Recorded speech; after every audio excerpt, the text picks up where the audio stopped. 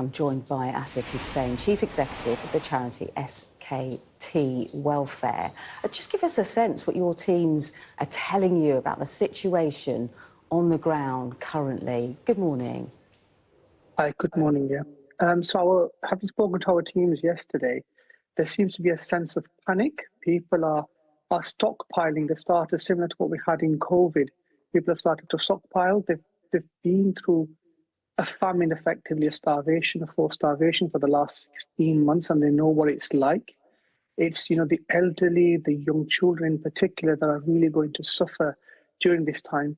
We've already been through, 16, 17 months of utter devastation. They've lost their lives. Some of them still have loved ones under their rubble. And now we're looking at the prospect again of, unfortunately, a situation that can be very, very easily avoided by simply allowing aid trucks into the Gaza Strip.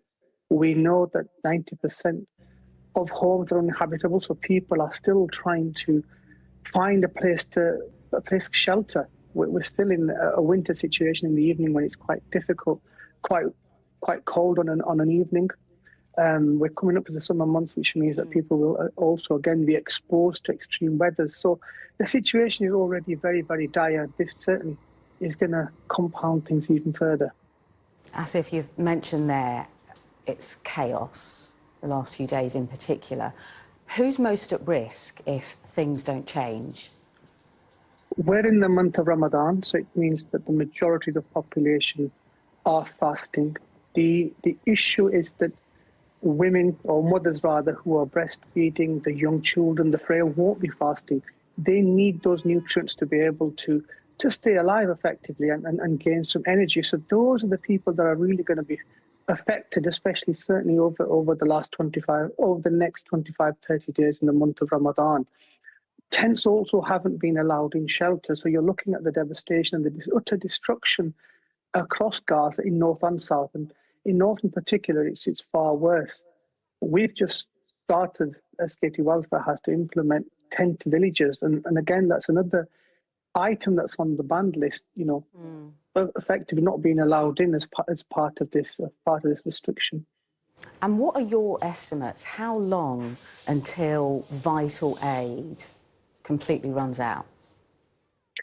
The United Nations said yesterday it's around 2 weeks. Our own soup kitchens, and we have 12 of them across Gaza. Our predictions are very, very similar.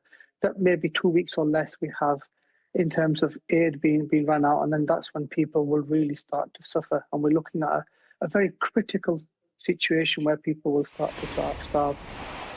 And give us a sense, I suppose, before this point, what was it like getting aid into the Gaza Strip? Did you feel like there was a flow that was going in? Since the ceasefire over the last 6 weeks, and the ceasefire ended Saturday evening, and this is partly why we're in the situation, because phase 2 negotiations haven't really been agreed upon or started effectively.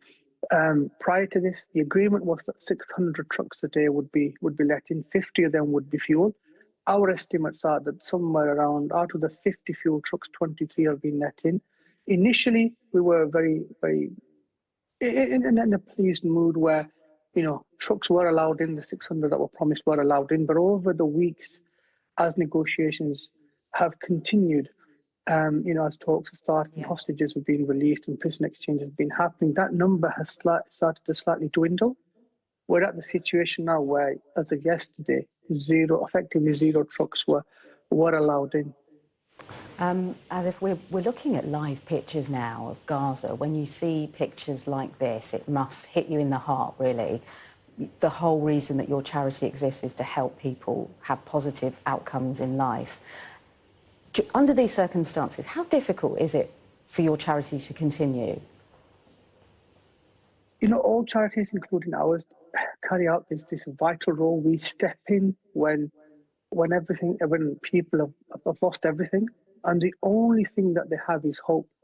And our job sometimes is about instilling that hope, even if it's delivering that one food parcel or that one meal that somebody hasn't had for a long time. It's about putting them smiles on on the faces of those children, maybe giving them a toy. It's really not just about delivering aid, but it's also about delivering hope and putting smiles on people's faces. And you can see the destruction. And this is across Gaza. This isn't one particular neighborhood that we're looking at here. Unfortunately, this is the situation across Gaza, and it's sometimes extremely difficult. But the people of Palestine are extremely resilient.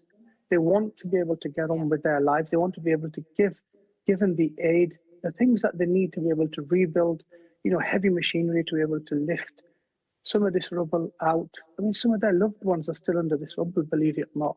They don't have access to the heavy equipment to be able to pull out loved ones, to be able to grieve, to bury them, and really try and get back to some normalcy, whatever that means in the current situation. Of course. We'll have to leave it there. Thanks so much for your time this morning, Asif Hussain, CEO of the charity SKT.